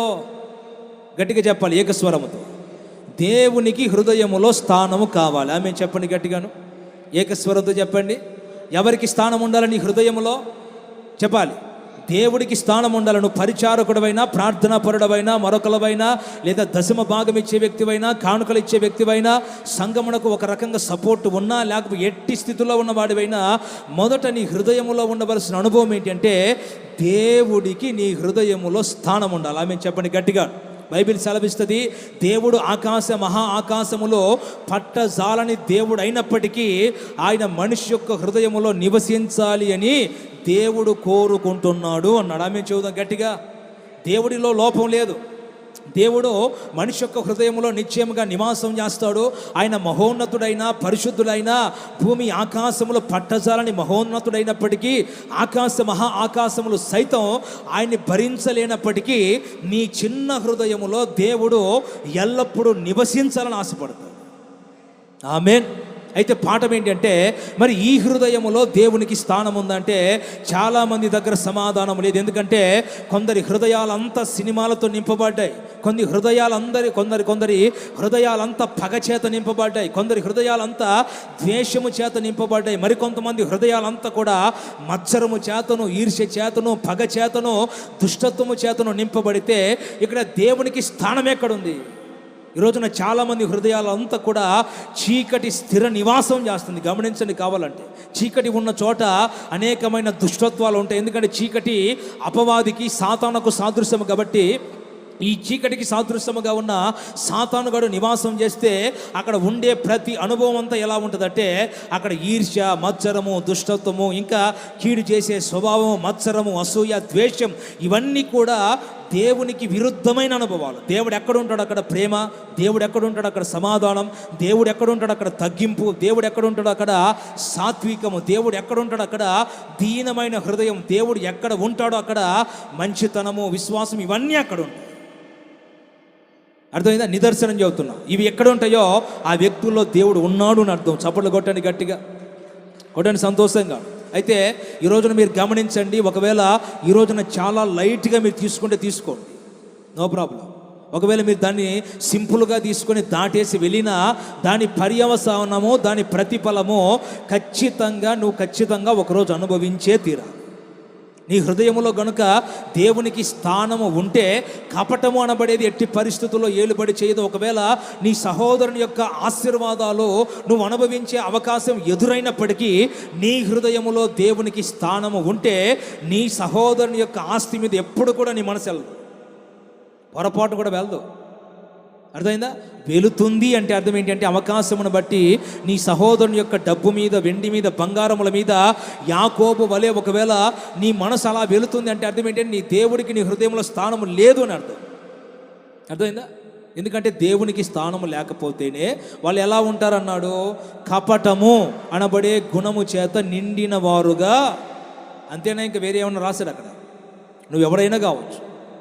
ఒకవేళ నువ్వు బాప్తిసం పొంది 10 సంవత్సరాలు, 20 సంవత్సరాలు, లేదా 25 సంవత్సరాలు, లేదా నువ్వు సంఘములో ముసలోడివైనా, యవనస్తుడివైనా, ఇంకొకరివైనా, నువ్వు ఎవరైనా ఒకటే. దేవుని వాక్యమునకు తారతమ్యం లేదు. గట్టిగా చెప్పండి, ఆమేనని చెప్పండి. అంటే దేవుని వాక్యమును బైబిల్లో యాకోబు అద్దంతో పోలుస్తాడు. ఎందుకంటే అద్దము ఎదుట ఒక దైవజనుడు నిలబడినా ఒకే రకంగా కనపడతాడు, విశ్వాసి నిలబడినా. అమ్మా అర్థమైందా? అంటే అద్దం ఏం చూపిస్తుంది? నీలో ఏది ఉంటే అదే చూపిస్తుంది, అవునా కదా? లేదా నీలో కొమ్ములు లేవనుకోండి, కొమ్ములు జంతువులకు కొమ్ములు ఉంటాయి కదా, అట్టగా కొమ్ములు కనుక నీకేమన్నా అద్దం చూపిస్తుందా? నీ తల మీద కొమ్ములు ఉంటే కొమ్ములే చూపిస్తుంది, కొమ్ములు లేకపోతే బోడుగుండుంటే అదే చూపిస్తుంది కదా. ఇంకేమన్నా చూపిస్తుంది అన్న వాళ్ళు చేతులు ఎత్తండి, కొబ్బరికాయలు కొడతాను మీకు. అట్ట కాదండి, అద్దం వేరే రకంగా చూపిస్తుంది అన్న వాళ్ళు ఉన్నారు ఇక్కడ, లేరు కదా. ఎందుకంటే అద్దం అనబడేది ఏది ఉంటే అదే చూపిస్తుంది. మన ముఖంలో కోపం ఉందనుకోండి, అద్దంలోకి వెళితే నువ్వు నవ్వినట్టు చూపిస్తుందా? చూపడదు కదా. మనం ఒకవేళ బాధగా ఉండి అద్దంలో చూసుకున్నాం అనుకోండి, అద్దంలో ఏం కనపడుతుంది? బాధాకరమైన ఫేసే కనపడుతుంది. సంతోషంగా ఉండి అద్దంలో చూసామనుకోండి, మనకు అనిపిస్తుంది ఈరోజు ఏదో నక్కతోక దొక్కేమరా బాబు, మన మొహం అనిపిస్తుంది మనకి కదా. దేవుని వాక్యం చెప్పేది ఏంటంటే ఈ కపటము అనబడేది మనిషిలో ఎందుకు ప్రవేశిస్తుందంటే ఒకే ఒక్క కారణం, దేవునికి హృదయములో చోటు లేకపోతే. పూర్తి చేయండి. ఇక కపటం అనబడేది మన మనసులోకి వస్తుంది, మన జీవితంలోకి వచ్చేస్తుంది. అప్పుడు కపటం కలిగి ఉన్నప్పుడు మనం ఏం చేస్తాం? పైన ఒక 3 చెప్పాను. యాకోబు వలె పొరుగు వారిని ఆశిస్తాం, కుమారుల వలె సమయం చూసి ఏదో ఒక కీడు చేస్తాం. ఇంకా ఈ గిబియోనీయుల వలె వేషం ధరించుకొని, ఎందుకంటే నువ్వు దేవుడు లేడు కదా. దేవుడు లేకపోతే ఇంకా వేషాలు మామూలు వేషాలు కాదు అసలు. పాస్టర్ గారు నీకు తెలుసా నేను అది, పాస్టర్ గారు నీకు తెలుసా నేను పాడితే ఏమవుతుందమ్మా? రాళ్ళు కరుగుతాయి. రాళ్ళు కరిగే సంగతి పక్కన, మన హృదయాలు కరగాలి మొదట. అర్థమైందా? అంటే చూడండి, దేవుడికి ఎవరి హృదయంలోనైతే స్థానం ఉండదో వాళ్ళ జీవితాలు నిశ్చయముగా కపటం చేతనే ఉంటాయి. వాళ్ళు ఎంతకాలమైనా సరే భక్తి చేస్తున్నా, ప్రార్థన చేస్తున్నా, ఇంకొకటి ఒకవేళ బయటికి ఎంత కనిపించినప్పటికీ ఇక్కడ వాక్యం చెప్పేది అంటే దేవునికి నీ హృదయంలో స్థానం ఉంటే నీ హృదయంలో కపటం అనబడేది రానివ్వడు ఆయన. ఎందుకంటే యేసయ్యలో ఉందా? నేను ప్రారంభంలో ఒక లింక్ ఇచ్చాను. యేసయ్యలో ఆయన నోట ఏ కపటమును, చబలు కొట్టండి మరి దేవునికి మనసారా, ఉందా? ఆయన నోట కపటం ఉందా? ఆయనలో లేనప్పుడు మరి దేవుడు నీలోకి వచ్చినప్పుడు నీలో ఎలా కనబడుతుంది? నీలో కనబడుతుంది అంటే మనలో కనిపిస్తుంది కపటం అనబడేది అంటే ఆయన లేనప్పుడే. మీకు ఒక చిన్న లాజిక్ చెప్పనా? వెలుగుంటే చీకటి ఉండదు, చీకటి ఉంటే రెండిటికి పొత్తు కుదరదు కదా. వెలుగనగా దేవుడు అంటాడు, దేవుడు నేను లోకమునకు వెలుగై ఉన్నాను అంటారు కదా. మరి వెలుగైన దేవుడు ఉన్నప్పుడు చీకటి ఎలా వస్తుంది? చీకటి వస్తుంది అంటే అర్థం ఏంటంటే వెలుగు లేదు అని అర్థం. అర్థమైందా? కపటం వస్తుంది అంటే అర్థం ఏంటంటే దేవుడు మనలో లేడు అని. ఒకవేళ నేను దాని గురించి చెప్పుకుంటూ వెళ్ళాలి అంటే బైబిల్లో వాక్యమునకున్న ప్రాధాన్యత చాలా ఉంది. ఈ రోజున గంటల తరబడి సేవకులు వాక్యం చెప్పడమే కానీ సంఘాలలో ఉన్న విశ్వాసులలో ఆ వాక్యం క్రియ జరగటంలా. దైవజనులు నిలబడి ప్రయాసపడి రోజుల తరబడి ఉపవాసాలు ఉండి లేదా దేవుని సన్నిధిలో ప్రార్థన చేసి ఆ దేవుని సన్నిధిలో కనిపెట్టి పొందుకొని వాక్యాలు బోధిస్తున్నారు, కానీ అది విన్నంత వరకే ఉంది ఇక్కడ. కానీ ఈ రోజున చాలామందిలో వాక్యము ఒకవేళ గత వారంలో ఏం చెప్పినట్టు చెప్పలేరు ఈ రోజున. అదైందా? గడిచిన వారంలో ఏ వాక్యం నేర్చుకున్నాం చెప్పండి అంటే చెప్పలేరు కదా. ఈ మాసంలో దేవుడు మనకి ఏ వాగ్దానం ఇచ్చారు చెప్పండి అంటే చెప్పలేరు. పోనీ ఉదయకాలానే మీకు ఒక వాట్సాప్లో ఒక వాక్యం పెట్టాను కదా, అందులో ఏ వాక్యం పెట్టాను చెప్పండి అంటే చెప్పలేరు. అర్థమైందా? మరి మనకు ఏది గుర్తుంటుంది అంటే మనల్ని ఎవడో తిట్టుంటాడు గతంలో, ఎప్పుడో 25 సంవత్సరాల క్రితం, ముత్సుమోహన్ అని ఉంటాడు, అది గుర్తుంటుంది మనకి కదా. నేను బైబిల్లో వాక్యమును గురించిన ప్రాధాన్యత కనుక మీకు వివరించాలి అని అనుకుంటే దానికి బోలెడు సమాధానాలు ఉన్నాయి. 1, 2 కాదు కానీ కొన్ని వందల మాటలు ఉన్నాయి. బైబిల్లో వాక్యంలో ఉన్నది ఏంటంటే, వాక్యం అనబడేది ఎవరి హృదయంలో ఉంటుందో వారు పాపములో పడరు అంటాడు. అర్థమైందా? ఇంకా మీకు చెప్పాలంటే నీ వాక్యము నా పాదములకు దీపము అన్నారు. ఇంకా మీకు బైబిల్లో గమనించాలంటే వాక్యం అనబడేది మనల్ని బ్రతికిస్తుంది. బాధల్లో మనకు అదే నెమ్మది మనకు తెలుసు చాలా వాక్యాలు. వాక్యం దీపమని తెలుసు, వాక్యము మనల్ని పాపంలో పడనీయదని తెలుసు, వాక్యం అనబడేది మన బాధలలో మనకు నెమ్మది కలుగజేస్తుంది, బ్రతికిస్తుందని తెలుసు. అలాగే వాక్యం అనబడేది మన ప్రాణము సొక్కిపోయినా, సొమ్మసిలిపోయినా, నీరైపోయినా మనల్ని వాక్యం అనబడేది మన హృదయాల్లో ఉంటే ఆ వాక్యమే మనల్ని స్థిరపరుస్తుంది అని కూడా తెలుసు. కానీ ప్రాబ్లం ఏంటంటే ఆ వాక్యం మనలో, వాక్యం అనగా దేవుడు, దేవుడు అనగా వాక్యం. వాక్యం ఎక్కడ ఉంటుందో అక్కడ దేవుడు ఉన్నట్టు, దేవుడు ఎక్కడ ఉంటాడో అక్కడ వాక్యము. అర్థమైందా లేదా? చూడండి, చాలా సందర్భాల్లో చెబుతారు హోసన్నా మందిరాల్లో వాక్యం భలే ఉంటుందండి, భలే ఉంటుంది. ఉంటే ఉపయోగం ఏంటి చెప్పండి? బయట ఉన్న సమాజంలో ఉన్న మాట ఏంటంటే భలే చెబుతారండి వాక్యాలు హోసన్నా మందిరాలు చాలా, అంటే చెబుతారు, చెప్పరని కాదు. మరి చెప్పిన వాక్యాలు ఏదో అంటారు కదా, కుమ్మరోడికి కుండలు కరువు అన్నట్టు. అమ్మా ఏటి కరువు చెప్పండి? ఉస్సు అనకుండా నోరు తెరవండి. ఆడికి కుండలు కరువు అంట. కుండలు చాలా జాతాడు కానీ ఆడికి కరువు అంట కదా. అట్టగా మనం వాక్యం చెబుతున్నాం కానీ ఆ ప్రజలలో అది క్రియ జరగటంలా చాలామంది జీవితాల్లో వింటున్నారు, అలా వదిలేసి వెళ్ళిపోతున్నారు. చూడండి, దాని నష్టాన్ని ఖచ్చితంగా మీరు అనుభవిస్తారు ఒకరోజు. కాబట్టి మీరు అలా నష్టపోకూడదని నేను చెబుతున్నాను. మీరందరూ కూడా దీవించబడుతూనే ఉండాలి. ఆమె చెప్పండి గట్టిగా హల్లెలూయా. చూడండి, ఇక్కడ 2వ మాటలో మనం ఏం నేర్చుకున్నాం? కపటం అనబడేది మనుషులు ఎందుకు వస్తుంది చెప్పండి? అంతే ఇక సమాధానం. దేవునికి ఎవరి హృదయంలో స్థానం ఉండదో ఆ వ్యక్తి ఏదో ఒక రోజున ఏదో ఒక సందర్భంలో కపటంలో పడిపోతారు. కపటంలో పడిపోతే దానికి నష్టాలు కూడా ఉన్నాయి, అది కూడా చెబుతాను. అయితే ఆ కపటంలో నువ్వు పడకుండా ఉండాలి అంటే దేవుని వాక్యము వినటం కాదు, కానీ విన్న వాక్యము మన హృదయములలో పరిశుద్ధాత్మ దేవుడు స్థిరపరచునుగాక. గట్టిగా చెప్పండి. మీ ప్రక్కన వాళ్ళకి మీ హస్తాన్ని ఇచ్చి చెప్పండి, దేవుని వాక్యం నీ హృదయంలో నిలిచి ఉండును గాక అని చెప్పండి. ఆమేన్. మీ అందరి హృదయాల్లో, మనందరి హృదయాల్లో వాక్యము నిలిచి ఉండును గాక. ఆమేన్. 3వ ప్రశ్న ఏంటి చెప్పండి? 3వ కోణం ఏంటి అమ్మా? కపటము కలిగి ఉంటే దాని వలన కలిగే నష్టాలు, లేదా దాని వలన ఎదురయ్యే సమస్యలు, లేదా దాని ఒకవేళ అనుభవాలు కలిగి ఉంటే ఇదందరూ జాగ్రత్తగా వినాలి. ఎందుకంటే ఒకవేళ నష్టం అనబడేది మనకు నవ్వు కలుగజేస్తుందా? బాధ కలుగజేస్తుంది. నష్టం అనబడేది ఏదైనా కానీ మనకు వేదన కలుగజేస్తుంది, దుఃఖం కలుగజేస్తుంది. అక్కడ నష్టాల్లో ఉంటే చాలా నలిగిపోతాం, అవునా కదా? కాబట్టి ఈ కపటము వలన కలిగే నష్టాలు తెలుసుకుంటే నిన్ను నువ్వు సరి చేసుకోవడానికి ఒక మార్పు వస్తుంది ఖచ్చితంగా. అదైందా? ఇప్పుడు నేను చెప్పే మాట వింటే మీకు అసలు గూస్ బంప్స్ వస్తాయి. ఏ బంప్స్ వస్తాయి చెప్పండి? అంటే దాని అర్థం ఏంటో నాకు కూడా తెలియదు, ఎప్పుడో వాడుతూ ఉంటారు కొంతమంది, అందుకని అర్థమైందా? సరే, ఏ బంప్స్ అన్నా కానీలే, కానీ ఒక చిన్న మాట చెప్తాను చూడండి. కపటం కలిగి ఉంటే ఎదుర్కొనే నష్టాలు అనుకోండి, లేదా మన జీవితాలు పడిపోయే ప్రమాద స్థితి అనుకోండి. దానికి ఒక్క వాక్యాన్ని మీకు ఇస్తాను.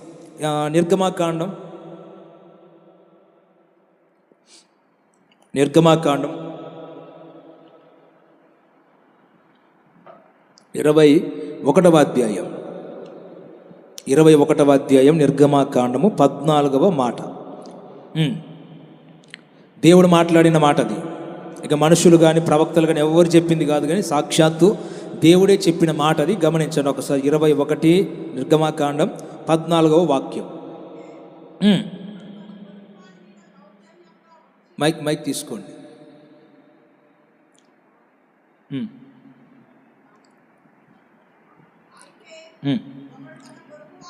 ఒక నిమిషం, ఇందాక వచ్చింది కదా, పాటలు పాడారు కదా, ఎందుకు రావట్లేదు? చూడు ఒకసారి, మైండ్ పని చేయాలి అక్కడ, శరీరం కాదు. ఎందుకు రావట్లేదు? మార్చు, మైక్ మార్చు, వేరే ప్లేస్, వేరే దాంట్లో ఇచ్చు.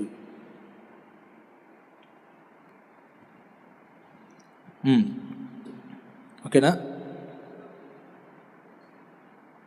చదవండి. మీరు మైక్ ఆన్ చేశారు, అక్కడ మైక్ ఆన్ చేశారా?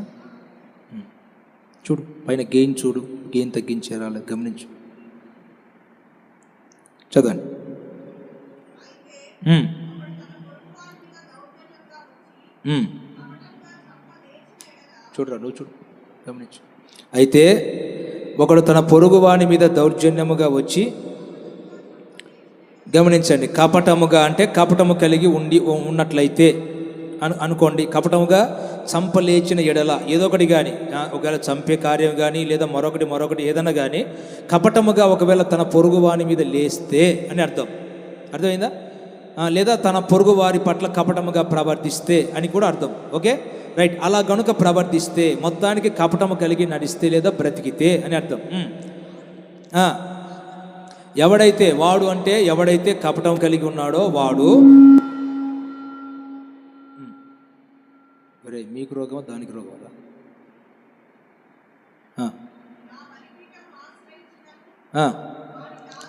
గమనించండి, వాడు నా బలిపీఠమును ఆశ్రయించినను. చూడండి ఒక్కసారి మీరు గమనించండి, వాడు నా బలిపీఠాన్ని గనుక ఒకవేళ ఆశ్రయించినా వాడిని ఏం చేయాలన్నాడు? చెప్పండి, మీ నోటి పలకండి ఒకసారి. ఒకవేళ గనుక వాడు బలిపీఠం అనేది ఒకటి ఉంటుంది ప్రత్యక్షపు గుడారంలో. మీరు వెళ్తే ఆవరణం ఉంటుంది, గంగాలం ఉంటుంది, ఇత్తడి గంగాలం ఉంటుంది, బలిపీఠం ఉంటుంది, దీపవృక్షం ఉంటుంది. ప్రత్యక్ష గుడారంలో 3 ప్రదేశాలు ఉంటాయి. ఒకటి బయట ఆవరణం, మీరు కూర్చున్న పరిశుద్ధ స్థలం, నేను నిలబడ్డ అతి పరిశుద్ధ స్థలం. బయట ఆవరణంలో బలిపీఠం ఉంటుంది, ఇవన్నీ ఉంటాయి. అర్థమైందా?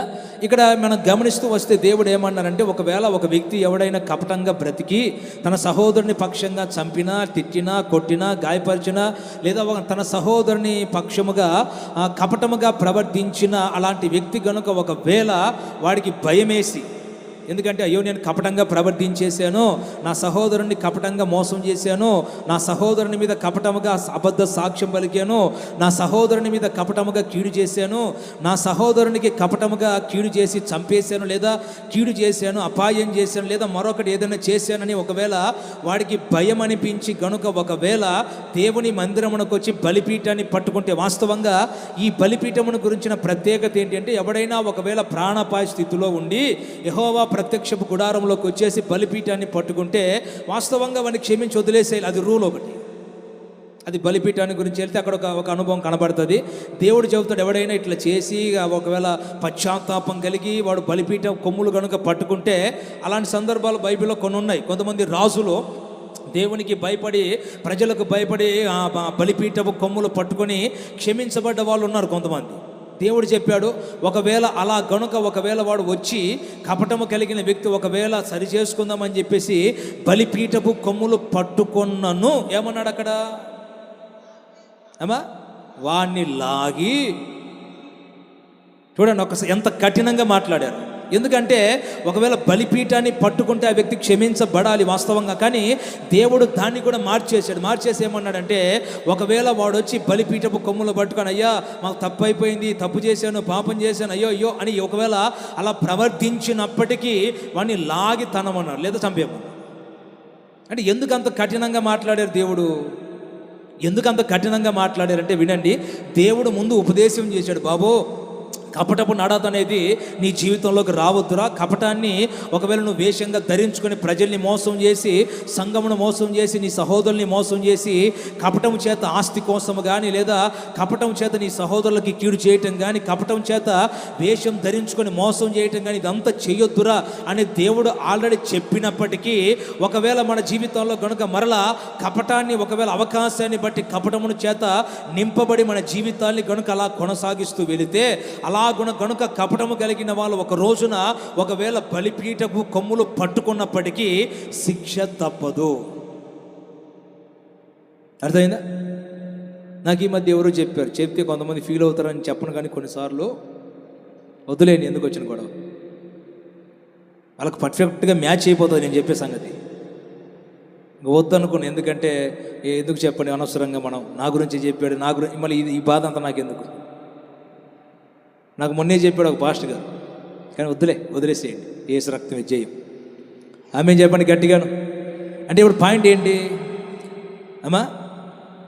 కపటము అనబడేది మన జీవితాల్లో కలిగి ఉండి మా సహోదరుల ఆస్తిని ఒకవేళ ఆశించినా, లేదా కీడే చేసినా, లేదా అవకాశాన్ని బట్టి వేషం ధరించుకొని మోసమే చేసినా, బైబిల్ చెప్పేది ఏంటంటే అలాంటి వ్యక్తి, కపటము కలిగిన వ్యక్తి ఒకవేళ మందిరమునకు వచ్చి బలిపీఠం పట్టుకొని ప్రభువా నన్ను క్షమించని అడిగినా కూడా దేవుడు ఏమన్నాడంటే అట్లాంటి క్షమించొద్దు అన్నాడు. అంటే అంత కోపం వచ్చింది ఆయనకి. అంటే మీరు చెప్పండి, దీన్ని బట్టి కపటము కలిగి ఉంటే కలిగే నష్టం ఏంటంటే, ప్రమాదం ఏంటంటే, కపటము కలిగి ఉంటే మన జీవితంలో ఖచ్చితంగా ఒక రోజున దేవుడు మనల్ని బాధకి, కన్నీళ్ళకి, నష్టములకు అప్పగించటం నిశ్చయం. అర్థమైందా? మీకు ఒక చిన్న ఎగ్జాంపుల్ చెబుతాను. ఐగుప్తు అనబడే దేశం ఉంది. ఆ దేశంలో ఇశ్రాయేలు ప్రజలు బానిసగా వెళ్ళారు. ఒకప్పుడు బానిసగా వెళ్ళి అక్కడ బానిసలుగా ఇంచుమించుగా 430 సంవత్సరాలు గడిచిపోయాయి. ఆ తర్వాత ఆ దేశంలో యోసేపు వచ్చారు, తర్వాత మరికొంతమంది వచ్చారు. ఇదంతా జరిగింది అనుకోండి. యోసేపు చనిపోయిన తర్వాత అప్పటికే ఇశ్రాయేలు ప్రజలు బాగా అభివృద్ధి చెందారు ఐగుప్తులో. అప్పటికే యోసేపును ఎరుగని ఒక రాజు వచ్చాడట. యోసేపును ఎరుగని ఒక రాజు ఐగుప్తు దేశానికి వచ్చాడు. మరలా అయితే యోసేపు చేసిన ఉపకారాలు అంతా మర్చిపోయి ఇశ్రాయేలీయుల ఎడల ఆ రాజు కపటముగా ప్రవర్తించాడు అన్నాడు. ఎలా ప్రవర్తించారట? ఇటు చూడండి, ఎలా ప్రవర్తించాడు? ఎవరి పట్ల? ఇశ్రాయేలు ప్రజల పట్ల, ఐగుప్తులో ఉన్న ఇశ్రాయేలు ప్రజల పట్ల ఆ దేశాన్ని పరిపాలించే ఫరో అనబడే రాజు కపటముగా ప్రవర్తించి, కపటముగా ఏ రూట్లో చూసినా ఇశ్రాయేలు ప్రజల వ్యాపార విషయంలో కపటం, ఇశ్రాయేలు ప్రజల సంతానం విషయంలో కపటం. అంటే వాడి యొక్క టార్గెట్ ఏంటంటే ఇశ్రాయేలు ప్రజలు ఐగుప్తులో ఏ విధంగా అభివృద్ధి చెందకూడదు, వాడి ఉద్దేశం అది. అర్థమైందా? ఐగుప్తులో నా ప్రజలే అభివృద్ధి చెందాలి, ఐగుప్తులో ఐగుప్తీలే దీవించబడాలి, ఐగుప్తులో మా కులస్తులే, మా మతస్థులే, మా దేశస్తులే అభివృద్ధి చెందాలి. కానీ ఈ ఇశ్రాయేలు ప్రజల పొరపాటున కూడా ఐగుప్తులో అభివృద్ధి చెందొద్దు, వాళ్ళు బాగుపడొద్దు, ఇల్లు కట్టుకో, ఇదే వాడి ఉద్దేశం. అర్థమైందా? వాళ్ళు వ్యాపారం చేసినా, ఇటుకలు కాల్చినా అక్కడ ఎలా ప్రవర్తించాడో ఉందా? అక్కడ అనుభవాలు ఉన్నాయా? వాళ్ళకి గడ్డి ఇవ్వడట. వాస్తవంగా ఇటుకలు కాల్చాలంటే గడ్డి కావాలి. ఆ గడ్డిని వీళ్ళకి ఇశ్రాయేలు ప్రజలకు ఇవ్వలేదు, ఇంకా పని వాళ్ళని ఇవ్వలేదు, ఇంకా వాళ్ళ మీద అనేక రకమైన భారములు మోపి మోపి మోపి మరలా రోజుకి ఒకవేళ 1000 ఇటుకలు తయారు చేయాలంటే ఆ లెక్క మాత్రం తగ్గించడు. అంటే అలాగున కపటముగా ప్రవర్తించాడంటే, మీరు వినండి, అలాగున కపటముగా ప్రవర్తించిన తరువాత ఒక రోజున దేవుడు ఇశ్రాయేలు ప్రజల్ని జ్ఞాపకం చేసుకుని ఐగుప్తులోంచి విడిపించి తీసుకుని వెళ్తున్నాడు కనాను దేశానికి. అయితే కనాను దేశానికి ఐగుప్తులోంచి వెళ్ళిపోతున్న తర్వాత ఈ ఫరో ఎంటబడ్డాడు. అర్థమైందా? ఎక్కడికిరా మీరు వచ్చేది, ఎక్కడికిరా పోయేది మీరు అన్నట్టుగా ఫరో వెంట పడితే మీరు గమనించండి, ఏ రాజు అయితే కపటముగా ప్రవర్తించాడో ఆ రాజుని దేవుడు సరాసరి తీసుకుని వెళ్ళి దేనికి అప్పగించాడు?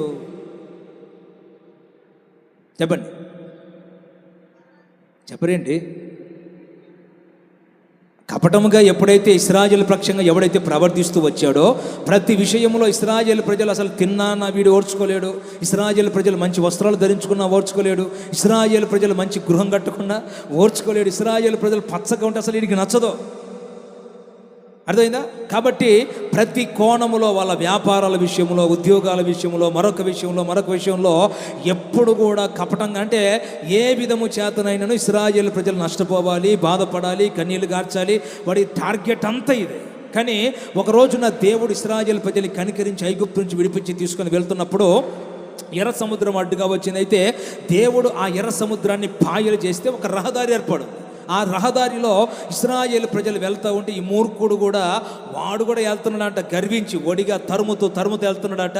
సముద్రం మధ్యలోకి వెళ్ళిన తర్వాత సముద్రం మూసేశాడు. ఆయన ఈ సావు నువ్వు సావని. అర్థమైందా లేదా? అదే దేవుడు అంటాడు, ఒకవేళ కపటంగా ప్రవర్తించిన వ్యక్తి వాడు నా బలిపీఠమును ఆశ్రయించినప్పటికీ వాడిని లాగితనమన్నాడు. నువ్వు గుర్తు ఉంచుకో, ఒకవేళ రోజులు గడుస్తున్నాయని చెప్పేసి కపటంగా నువ్వు ఎంత ప్రవర్తించినా దేవుడు ఒక సమయం కోసం ఎదురు చూస్తాడు. ఆయన తక్షణమే మనం అనుకుంటాం కొన్ని సందర్భాల్లో మనకి ఎవడైనా కీడి చేస్తే వీడి వెంటనే వీడి కాలియరగాలని కోరుకుంటాం కదా, వీడి కాలియరగాలి, వీడి చేయబడిపోవాలి అని మనం కోరుకుంటాం. కానీ దేవుడు అట్లా కోరుకోడు, ఒక టైం ఉంటుంది. అర్థమైందా? ఆ టైం వరకు దేవుడు ఎదురు చూస్తాడు. ఎందుకంటే ఆ ఫరోకి కూడా దేవుడు చాలా అవకాశాలు ఇచ్చాడు. వాస్తవంగా మీరు గమనిస్తూ వస్తే ఫరోకి అక్కడ చాలా అవకాశాలు ఇచ్చాడు దేవుడు. కప్పలు రాగానే ఏమంటాడు ఫరో, అయ్యా నా కోసం ప్రార్థన చేయండి అంటే మోసే ప్రార్థన చేస్తాడు, కప్పలు వెళ్ళిపోతే మరలా మూర్ఖంగా ప్రవర్తిస్తాడు.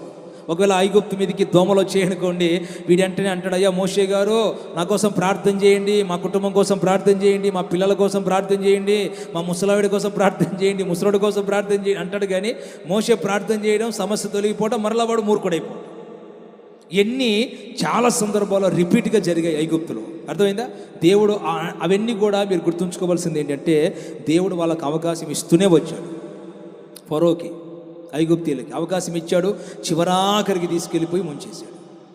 అర్థమైందా లేదా? అంటే కపటం కలిగి ఉంటే ఖచ్చితంగా మనం నష్టం అనబడేది ఖచ్చితంగా మనం అనుభవించాలి. కనుక నువ్వు కపటం అనబడేది అందులో నివసిస్తావా, ఉంటావా, బయటకు వస్తావా, నీ ఇష్టం అది. ఓకే, 3వ అనుభవంలోకి వెళ్దాం. చూడండి, సమయం అయిపోయింది. 3వ అనుభవం ఏంటి? కపటము లేని వారికి, అంతేనా? 4వ కదా, 4వది కపటము లేని వారికి కలిగే ఆశీర్వాదం. ఒక్క రెఫరెన్స్ ఇచ్చి నేను ముగించేస్తాను. గమనించండి.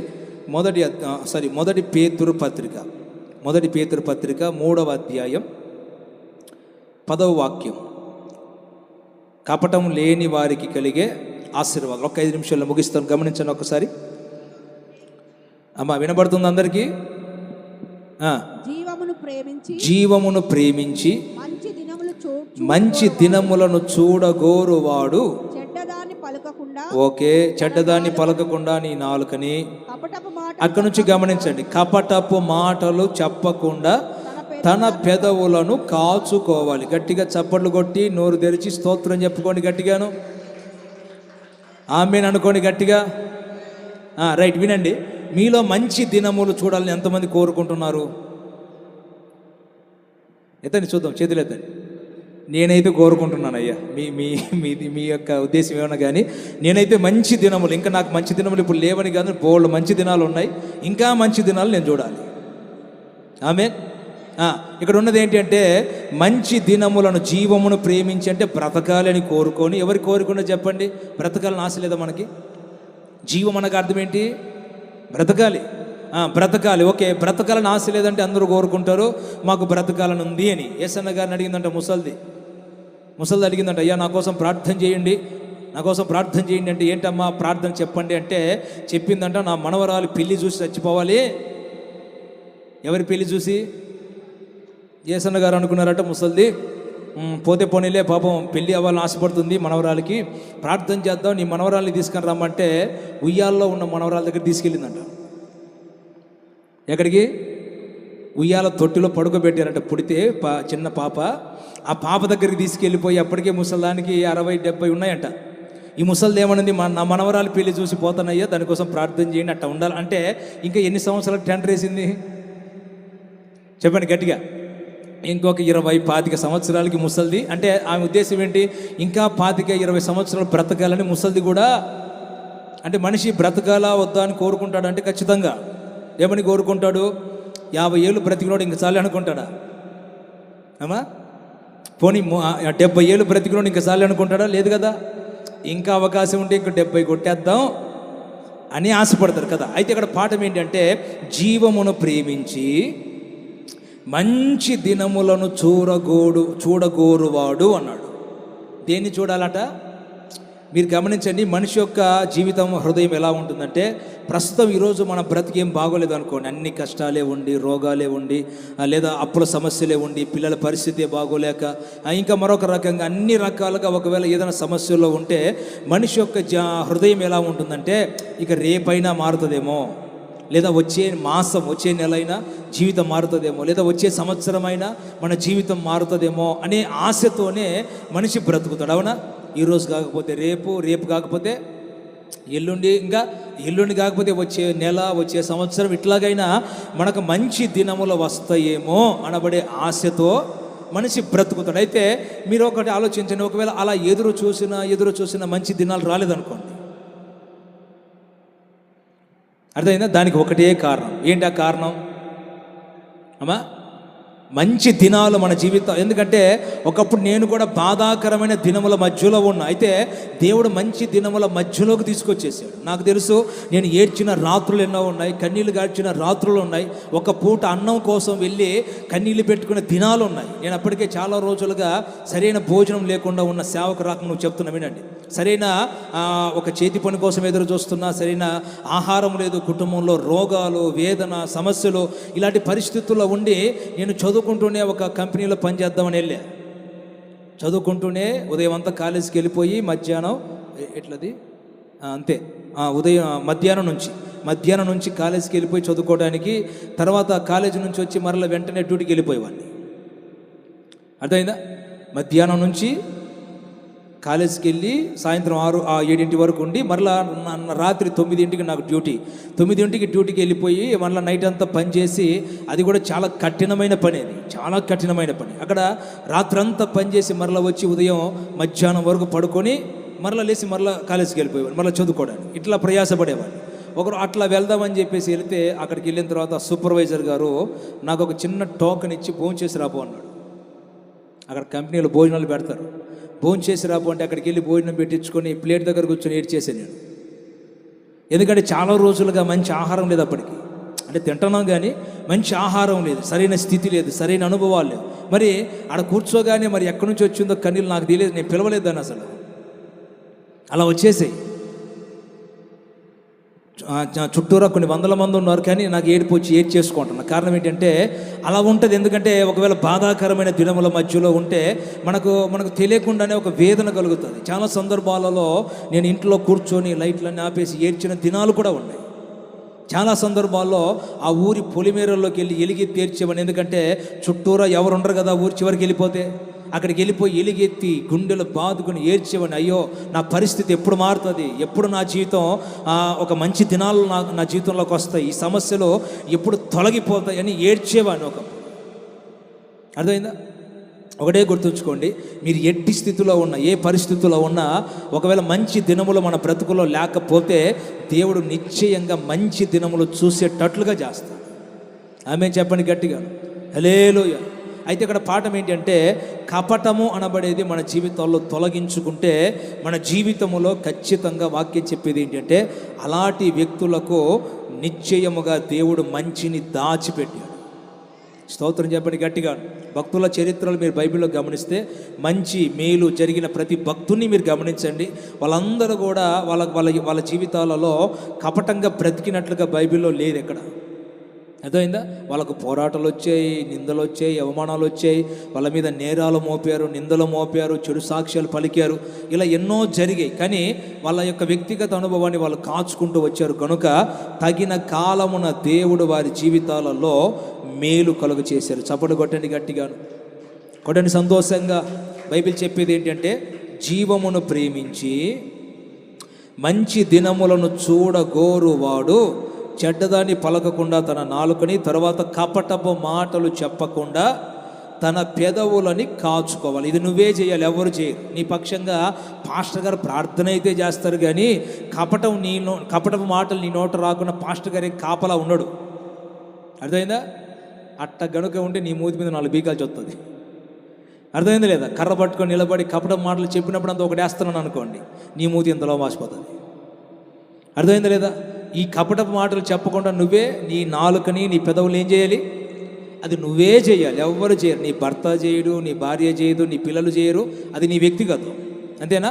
నువ్వు ఏ స్థితిలో, ఎక్కడ ఉద్యోగం దగ్గర ఉన్నా, సంఘంలో ఉన్నా, వ్యాపారం దగ్గర ఉన్నా, మరొక దగ్గర ఉన్నా, ఎక్కడైనా సరే కపటము అనబడే ఆ అనుభవాలు, మాటలు, జీవితం మన నోట, మన బ్రతుకులో కనబడకుండా నువ్వు కాచుకోగలిగితే మంచి దినాలని ఖచ్చితంగా చూస్తావు.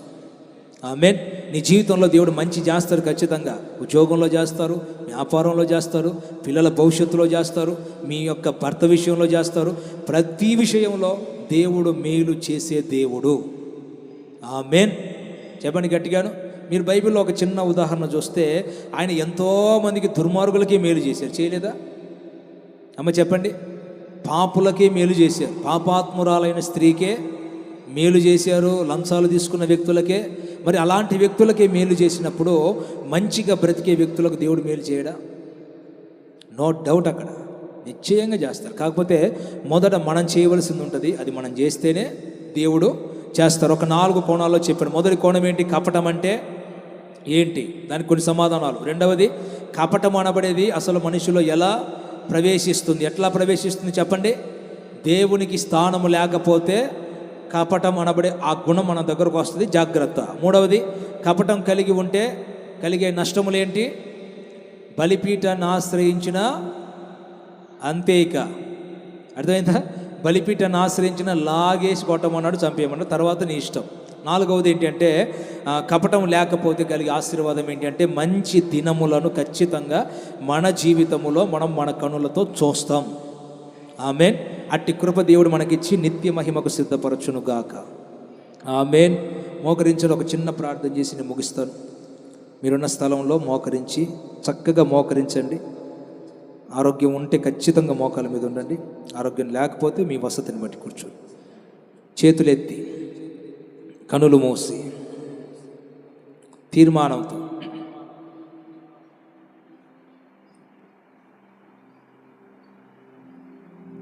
ప్రార్థన చేసుకోండి. అందరూ చక్కగా మోకరించండి. చక్కగా మోకరించి ఒక్క నిమిషం చక్కటి తీర్మానం ఉండాలి. వాక్యం విన్న తర్వాత ఒక తీర్మానం ఉండాలి.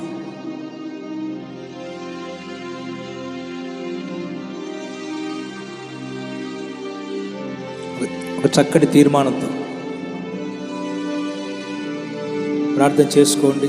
దేవునికి అప్పగించుకోండి. మిమ్మల్ని మీరు చేతులెత్తి ఎందుకు ప్రార్థన చేసుకోమంటామంటే, దేవునికి అప్పగించుకుంటున్నామని అర్థం. మన వల్ల కాకపోయినా దేవునికి అప్పగించుకుంటే దేవుడు నడిపిస్తారు మనం. అది దాని అర్థం, దాని ఆంతర్యం. అది చేతులు ఎత్తండి అంటే దాని ఆంతర్యం అది. దేవునికి అప్పగించుకుంటున్నాము అని. కనులు మూసి తీర్మానంతో ఏదైతే వాక్యం విన్నావో దాన్ని ఒక్కసారి నీ హృదయంలో జ్ఞాపకం చేసుకో. దేవుడు ఏం చెప్పారు, ఎందుకు చెప్పారు, అలా చేస్తే కలిగే ఆశీర్వాదం ఏంటి, నష్టం ఏంటి, ఇదంతా ఒక్కసారి మనసులో నెమరు వేసుకొని, కపటపు నడత నాకు దూరం చేయి ప్రభు అని కోరుకు. కపటం అనబడేది నాలో ఉండకూడదయ్యా. చాలా సందర్భాల్లో శోధనలు వస్తాయి, వచ్చినప్పటికీ అందులో నేను పడిపోకూడదు ప్రభు అని తీర్మానంతో ప్రార్థన చేసుకో. దేవుడు నీ తీర్మానాన్ని వింటున్నారు, అంగీకరిస్తున్నారు. అలాగున బ్రతికి కృప కూడా నీకు ఇవ్వబోతున్నారు.